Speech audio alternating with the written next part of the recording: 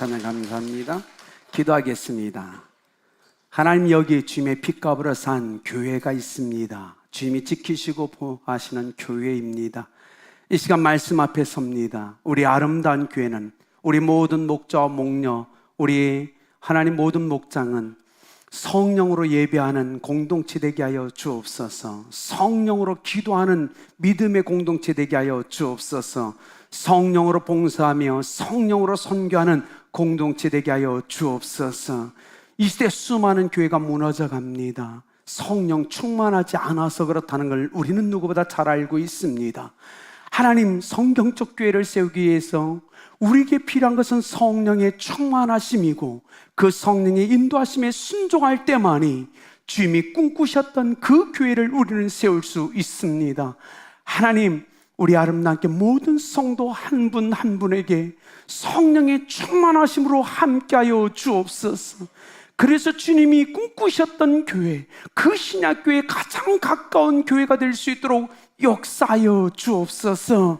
하나님, 성령님이 우리 안에 계십니다. 우리의 마음과 생각을 주장하여 주옵소서. 우리 성도들이 가는 곳곳마다 성령의 강력한 권세와 능력이 나타나게 하여 주옵소서. 그래서 이 시대를 깨우며 이 시대를 구원하는 하나님의 귀한 교회가 될 수 있도록 인도하여 주옵소서.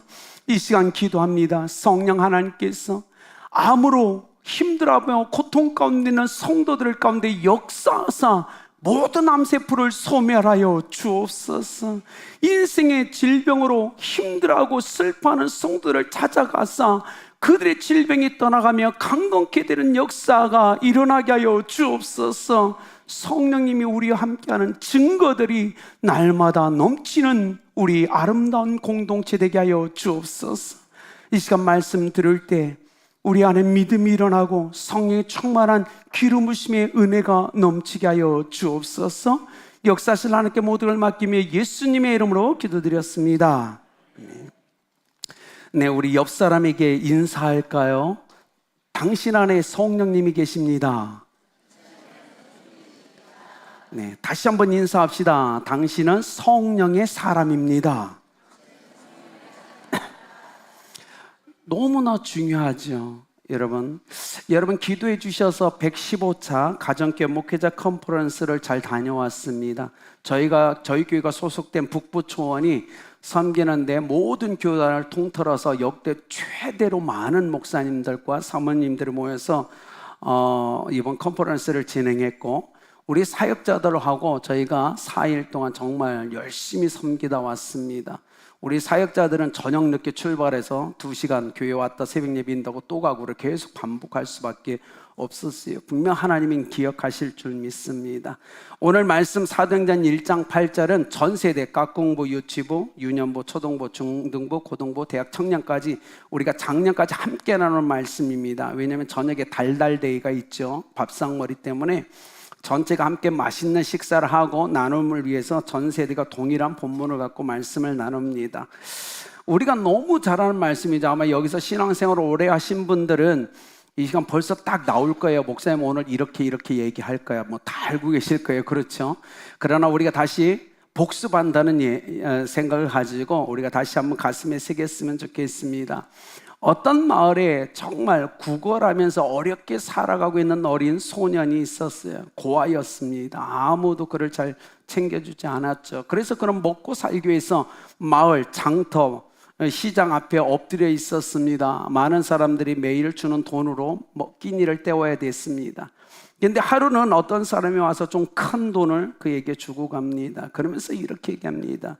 세상에 너와 같이 불쌍한 사람들이 얼마나 많을까? 하나님이 살아계시다면 분명 너같이 불쌍한 아이들을 이렇게 그냥 내버려 두지 않을 텐데 너를 보니 하나님은 존재하지 않는 것 같구나 라고 얘기합니다. 그러자 이 어린 소년이 이렇게 그 아저씨에게 대답합니다. 그렇지 않아요, 아저씨.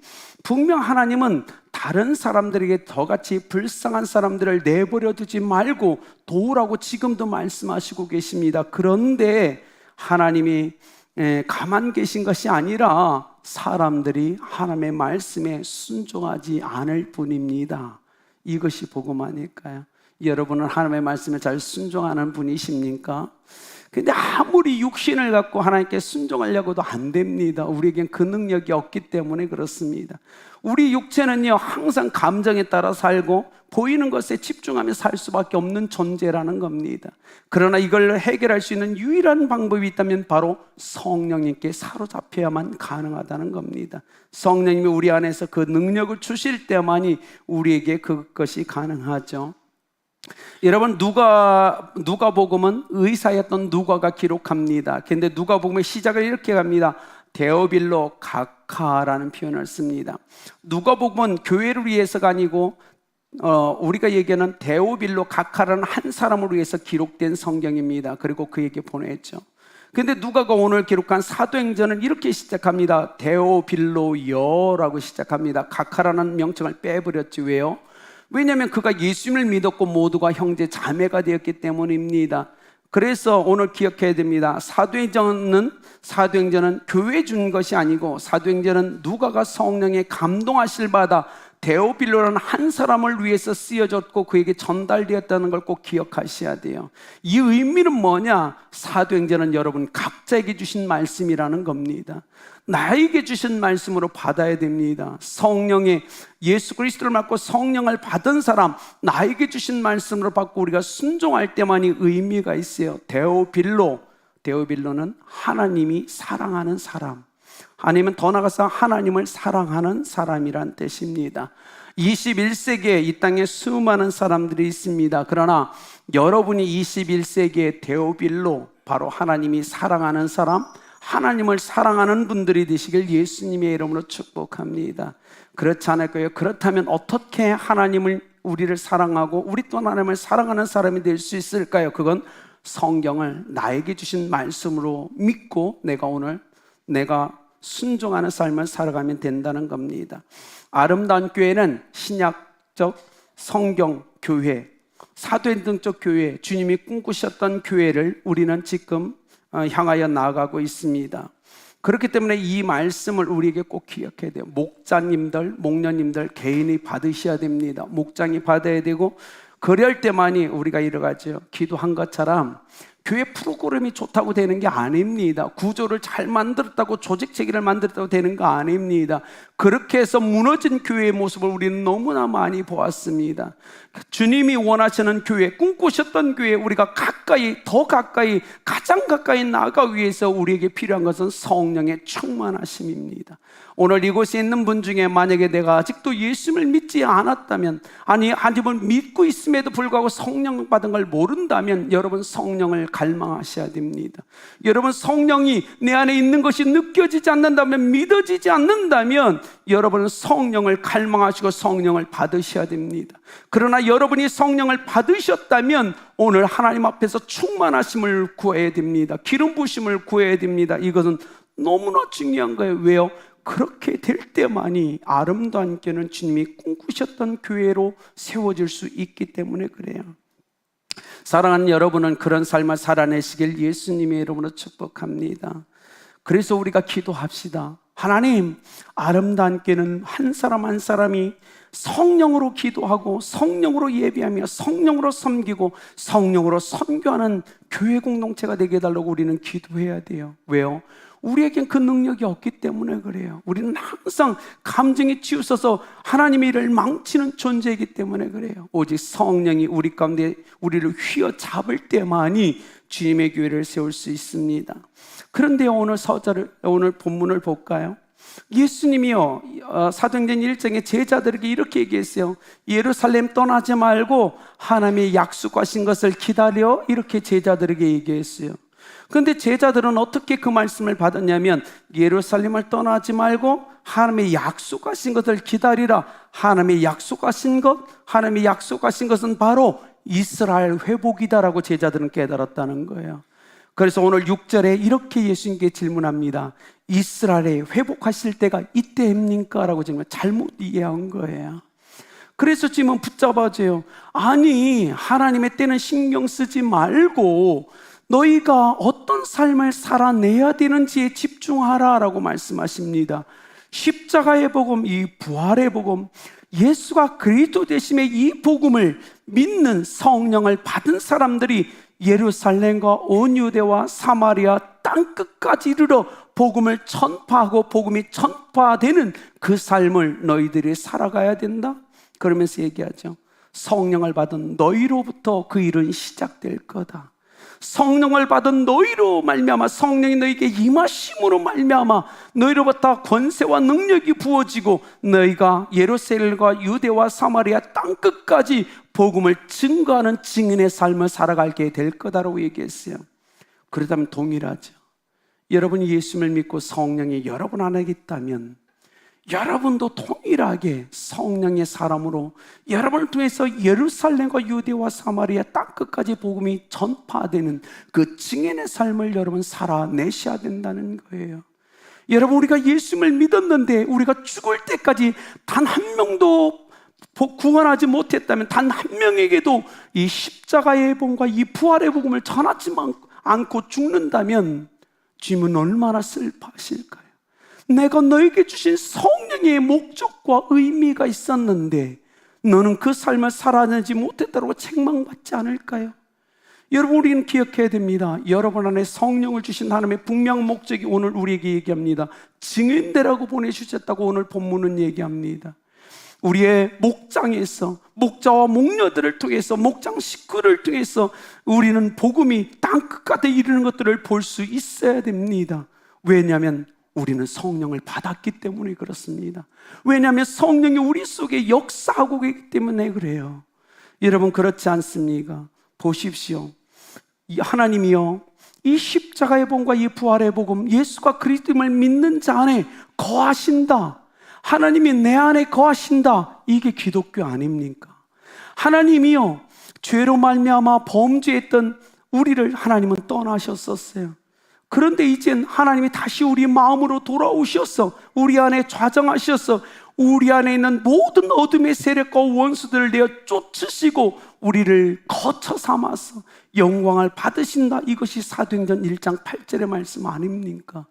아담의 범죄함으로 말미암아 우리를 떠나셨던 하나님이 다시 성령 하나님으로 들어오셔서 우리 안에 있던 하나님과 원수되었던 모든 것을 내어 쫓으시고 거처로 삼고 계시며 영광을 받으시는 것, 이 삶을 오늘 우리는 살아가야 된다는 겁니다.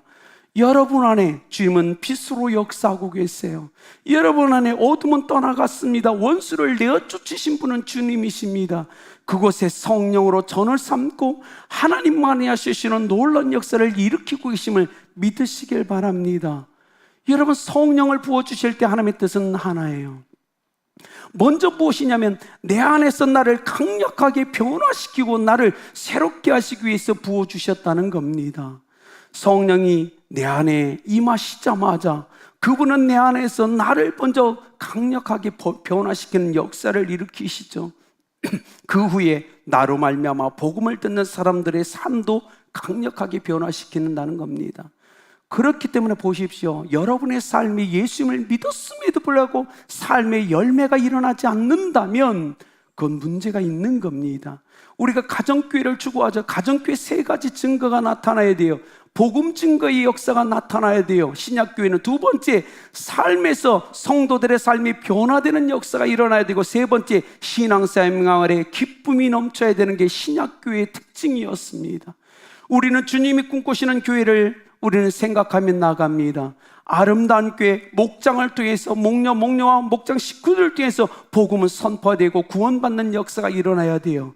두 번째, 우리의 삶에 우리 안에서 역사하신 성령으로 말미암아 우리의 삶이 변화되는 열매가 있어야 된다는 겁니다.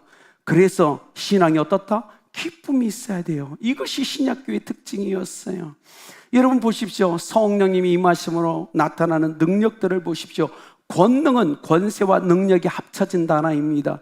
권능, 두나미스라고 얘기죠. 역동적이다라는 다이나믹이라는 의미와 강력하다, 폭발한다라는 다이너마이트가 섞여진 게 우리가 얘기하는 두나미스예요. 내 안에 들어오셔서 아주 역동적으로 나를 깨치시고 부러뜨리시며 내 삶에서 나에게 완전한 변화를 일으키신 하나님에 대해서 얘기합니다. 예수님을 믿었는데 30년, 40년, 50년 믿었는데 아직도 성령이 내 안에서 역동적으로 역사하시며 나를 깨우시고 부수시며 나를 폭발해서 하나님의 원하시는 정장으로 빚는 역사가 일어나지 않는다면 다시 질문하셔야 됩니다. 어쩌면 아직 여러분 속에 성령이 안 계실 수도 있습니다. 성령 받은 사람에겐 증거가 나타나게 되어 있어요. 말을 절제하기도 하고 분노가 일어날 때 참기도 하고 삶의 성령의 열매들이 맺어나는 것, 그걸 통해서 우리는 증거받았죠. 여러분 삶의 성령의 9가지 열매가 맺어지고 있습니까? 그러면 확인하십시오. 여러분 속에 성령이 계신 겁니다. 그런데 우리의 삶의 성령의 9가지 열매가 맺어지지 않고 있다면 어쩌면 아직도 나에겐 성령이 임하지 않으셨을 수도 있다는 사실입니다. 저는 잘 몰라요. 주권은 하나님께 있습니다. 예수님께 있어요. 자, 보십시오. 여기서 권능을 받고, 권능은요, 증인으로서의 삶을 살아갈 때 필요한 모든 능력을 의미합니다. 증인으로 삶을 살아가는 자에겐 권세와 능력이 드러나게 되어 있습니다. 여러분이 성령님을 받고 삶에서 증인의 삶을 살아갈 때만이 권세와 능력은 나타나야, 내가 증인의 삶을 살지 않는다면 성령이 강력한 권세와 능력은 드러나지 않을 수 있습니다. 그러나 내가 복음을 전하고 증인의 삶을 살면 살수록 이것은 더 강력하게 나를 변화시킬 뿐만 아니라 내가 복음을 전해서 듣는 그 사람의 삶도 강력하게 변화시키는 권세와 능력이라는 사실을 믿으시기 바랍니다. 그리고 성령을 받은 사람은 복음을 역동적으로 우리 동일문화권에서, 유사문화권에서, 타문화권에서 복음을 전하는 자로 살아가게 되어 있다는 겁니다. 교회가 선교를 안 해도 될까요? 여러분 어떻게 생각하십니까? 교회는 선교 안 해도 될까요? 아닙니다. 하나님의 선교를 통해서 교회는 이 땅에 태어났어요. 하나님이 예수 그리스도를 선교사로 이 땅에 보내주시지 않았다면 하늘 천국과 완전히 다른 인간의 문화 가운데 그분을 보내주시지 않았다면 이 땅에 교회는 태어나지 않았어요. 하나님의 선교로 말미암아 이 땅에 태어난 교회는 하나님을 닮아서 그 선교를 감당해야 된다는 사실입니다. 돈이 아닙니다. 재정이 아니에요. 성령을 받았다면 우리는 당연히 그 삶을 해야 되는 겁니다. 교회가 선교하는데 돈을 아껴서는 안 됩니다. 영혼을 구원하는데 돈을 아껴서도 아닙니다. 우리 것을 줄이더라도 그것은 해야 되는 사명이라는 사실을 우리는 기억해야 돼요. 여러분, 저는 간절히 원합니다. 아름답게 모든 목장이 동일문화권과 유사문화권, 타문화권까지 우리는 복음을 증가하는 공동체가 되길 예수님의 이름으로 축복합니다. 우리의 목장은 이 사명을 감당해내야 돼요. 그렇지 않다면 누군가를 보내는 사역을 통해서 이 사역은 이루어져야만 된다는 사실입니다. 여러분의 목장이 이 복음의 거룩한 증인이 되길 예수님의 이름으로 축복합니다. 여기 얘기하죠. 내 증인이 되리라. 여러분, 증인이 됐다고, 이거는 2가지 그 시제가 포함되어 있는 거예요. 증인이 될 거야 라는 이 예언적 의미가 포함되어 있으면 또 하나는 반드시 주님의 제자, 증인이 되라라는 명령어가 함께 섞여져 있습니다. 여러분, 성령님은 여러분을 도와주실 겁니다. 여러분을 도와서 증인이 되게 하실 겁니다. 또 하나, 증인이 되게 하실 분도 성령님이라는 사실을 기억하십시오. 우리의 능력으로 안 됩니다. 그런데요, 성령님이 내 안에 계셔서 나를 주관하면요, 전도하고 싶어지더라고요. 저의 인생에서 정말 저는 고등학교 때보다 엄청나게, 어릴 때는 뭐 선생님, 주일학교 선생님이 전도하러 가자니까 꽹과를 치고 북치고 탬버린 들고 길거 다니며 전도했죠. 그때는 아무것도 몰랐어요. 선생님이 하자니까 했어요. 그러나 고등학교 때보다는 정말 제가 스스로 자원하여 복음을 전하는 삶을 저는 살았어요. 수많은 핍박이 있었죠. 조롱도 있었죠. 욕도 먹었죠. 그러나 멈추지 않았어요. 왜요? 내 안에 성령님께서 전하라고 하니까. 여러분, 성령 받은 사람에게는 이 안에 불이 있어요. 성령의 불이 있어요. 복음이 불타올라요. 여러분, 우리는 흙으로 지음받은 존재죠. 그런데 하나님이 보시기엔 나는 흙이에요. 한 줌의 흙밖에 안 되는데 이 흙덩이가 하나님 보시기엔 불타고 있는 거예요. 성령에 의해서 불타고 있는 존재. 나 자신을 사르지 않지만 여러분, 가시나무 떨기처럼 불타고 있는 존재로 여러분은 살아가고 있다는 사실입니다. 성령을 받은 사람은 그런 거예요. 소멸되지 않는 존재, 그 불로 끊임없이 인생을 살아가는 것이 누구다? 증인이라는 거예요. 여러분, 증인, 여러분은 증인입니다. 말투스, 목격자고 순교자라는 뜻이죠. 성령을 받은 사람, 순교자적 자세를 가지고 보고 들은 것, 내가 경험한 것을 전하는 자입니다. 이건 너무나 중요하죠. 여러분, 믿지 않는 부모님에게 복음을 전할 때 순교자적 자세로 전해야 돼요. 부모님 믿으시면 되고 안 믿으시면 어쩔 수 없고가 아니에요. 부모님이 무조건 복음을 듣고 예수님을 믿어야 된다는 순교적 자세로 복음을 전하셔야 되는 거예요. 믿지 않는 자녀들에게 순교자적 자세로 복음을 전한 것이 증인이라는 겁니다. 여러분, 이건 굉장히 중요하죠. 그래서 주님은 이렇게 얘기합니다. 내 증인이 되라. 내 증인이에요. 누구죠? 예수님의 증인이에요. 다른 소리 할 필요 없어요. 예수님만 증거하면 되는 거예요. 그것이 증인의 삶 아닙니까? 최소 여기 있는 여러분은 이미 하나님을 경험하신 분들입니다. 안 그렇습니까? 이미 하나님을 경험한 사람이에요. 말씀을 듣고 이미 믿었고 예수님을 영접한 경험한 사람들입니다. 그렇기 때문에 여러분은 증인이에요. 누가 뭐래도 증인의 삶을 살아내셔야 되는 거예요. 한 사람, 여러분, 증인이란 법정 용어죠. 우리가 아는 것처럼 증인에겐요, 이 증인은 법정 용어인데 증인에게 필요한 여러분 조건이 분명히 있다는 거예요. 한 사람이요, 법정에 섰어요. 근데 왜냐면 자기가 길을 가다가 살인 사건을 보게 된 거예요. 그래서 판사가 그 사람에게 이렇게 질문합니다. 당신 진짜 총 쏘는 걸 봤어요? 라고 질문합니다. 그는 증인이야. 그래서 얘기해요. 아니요, 직접 보지는 못하지만 소리는 들었어요. 총소리를 제가 분명히 들었습니다. 라고 얘기했어요. 그러다 판사가 얘기해요. 판사가 얘기합니다. 그럼 그것으로는 증거가 불충분합니다. 그래서 그 증거를 받아들일 수 없습니다. 라고 증인을 나가라고 합니다. 그래서 증인이 증인석에서 나와서 돌아가다가 말도 안 되는 판사의 저 말에 큰 소리로 비웃습니다. 껄껄대며 비웃었지. 판사가 화가 난 거예요. 그래서 법정 모독죄로 구속하려고 멈춰서라고 당신 지금 뭐 했지 않냐고 막 따집니다. 그때 증인이 이렇게 얘기합니다. 판사님은 제가 웃는 것을 보았습니까?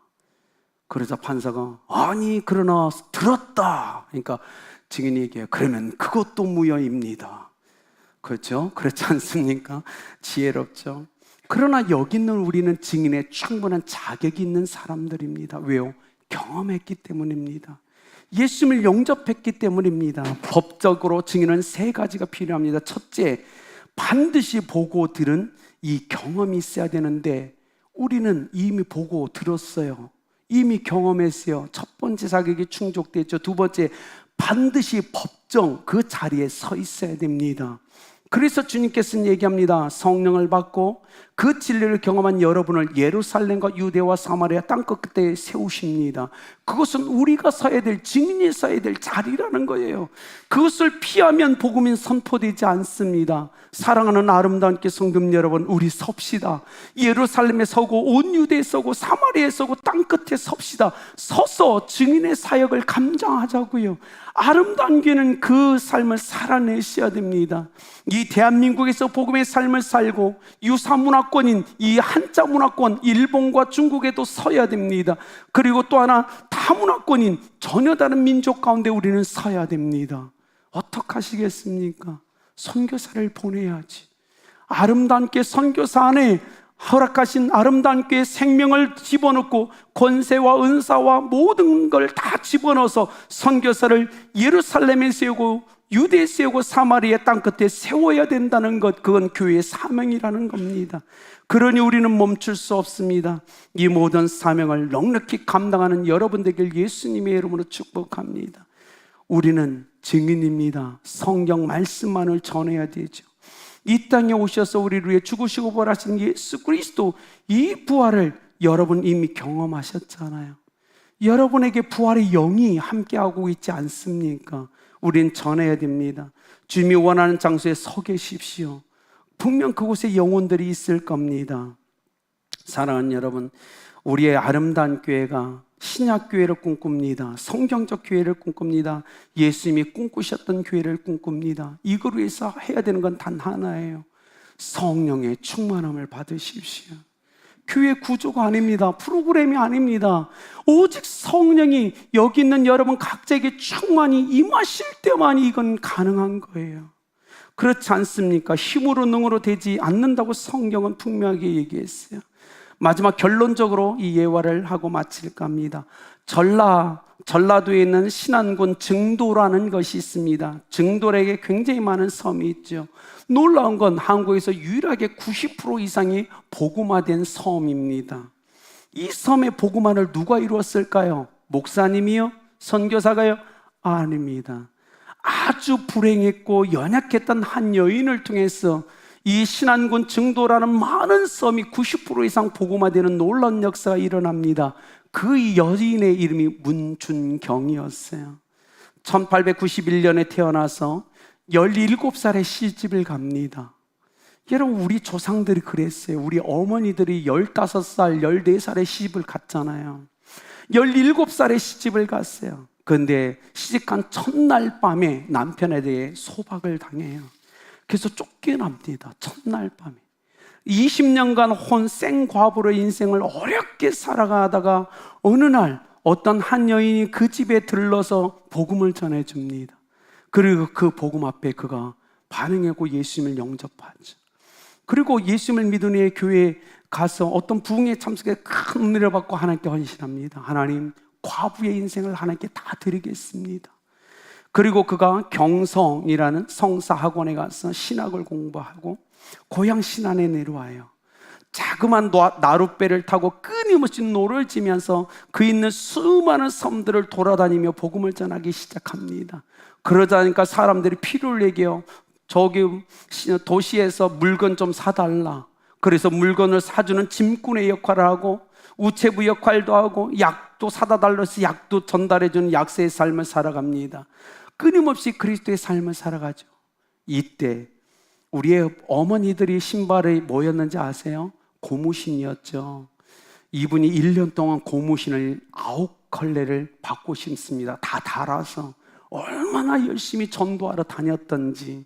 섬마다 개척 교회들이 세워지고 수많은 어린이들이 예수님을 믿고 돌아옵니다. 그 중에 여러분 잘 아는 김준곤 목사님, CCC 우리나라의 장시자죠. 이만신 목사님, 정태기 목사님, 장로교에서 내노라는 30명이 넘는 목사님들이 바로 이분의 전도를 통해서 예수님을 영접하고 이민족의 위대한 목회자로 세워집니다. 그는 너무 가난했죠. 불편했고 아팠지만 그걸 감수하며 자기 인생을 하나님께 드리는 증인의 삶을 살아갔어요. 증도 90% 이상이 예수님을 믿는, 그래서 붙여진 별명이 천국의 섬이다라고 이름이 붙여졌습니다. 여러분이 시간이 되면 한번 증도라는 곳을 여행하셔도 좋을 것 같아요. 저도 한번 찾아봤는데 환상입니다. 그 섬과 그 지역이 하나님이 얼마나 아름답게 조성해 놨는지 꼭 한번 가보고 싶은 곳 중에 하나가 증도입니다. 이 문준견 6.25 때 공산군에 의해서 체포되죠. 그래서 그가 총에 맞아 죽어가면서 이렇게 기도합니다. 아버지, 내 영혼을 받아주소서. 그 한마디라고 인생을 마무리하죠. 놀라운 건 역사는 이렇게 기록하고 있습니다. 당시 대한민국에서 가장 큰 장례는 김구 선생님의 장례였다고 합니다.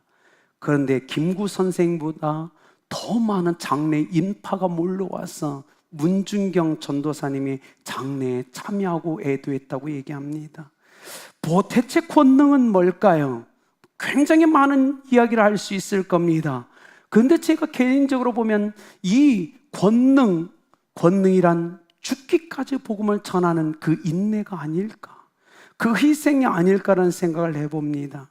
여러분, 그 권능으로 우리의 믿음의 조상들은 신약교회를 세워갔습니다. 이제는 아름다운 교회가 해야 될 때입니다. 다른 거 신경 쓰지 마십시오. 우리의 연약함이 있습니다. 그러나 오늘부터 우리 한마음이 되어 기도합시다. 하나님, 아름다운 교회는 성령으로 예배하는 교회가 되게 하시고, 성령으로 기도하는 교회, 성령으로 전도하고 선교하는 교회, 성령으로 섬기는 교회가 되게 해달라고. 그래서 예수님이 꿈꾸셨던 교회에 가장 가까운 그 교회가 될 수 있도록 축복해 달라고, 우리의 목장이 그런 목장이 되고 우리의 모든 성도가, 우리 자녀가 그런 성도가 되게 해달라고 기도해야 되지 않을까요? 주님은 지금 그런 교회를 찾고 계십니다. 저는 이곳에 오늘 예배하는 여러분이 성령의 충만하신 가운데 인생을 살아가시길 예수 그리스도의 이름으로 축복합니다. 기도하겠습니다. 하나님, 이곳에 예배자로서 있는 한 분 한 분을 성령님으로 만나 주십시오. 그래서 우리 아름다운 공동체는 성령으로 기도하고 성령으로 예배하고 성령을 힘입어 전도하고 선교하며 성령으로 봉사하는 교회가 될 수 있도록 역사하여 주옵소서. 우리 모두가 성령으로 충만할 때만이 신약교회를 세울 수 있고 회복할 수 있고 주님이 꿈꾸셨던 가장 가까운 교회가 될 수 있습니다. 우리의 마음을 묶어 주옵소서. 성령들이 성령의 충만하심과 기름 부으심에 푹 젖어서 이 한 주간도 살아갈 수 있도록 역사하여 주옵소서. 감사함이 예수님의 이름으로 기도드렸습니다. 찬양하시면서 준비하신 예물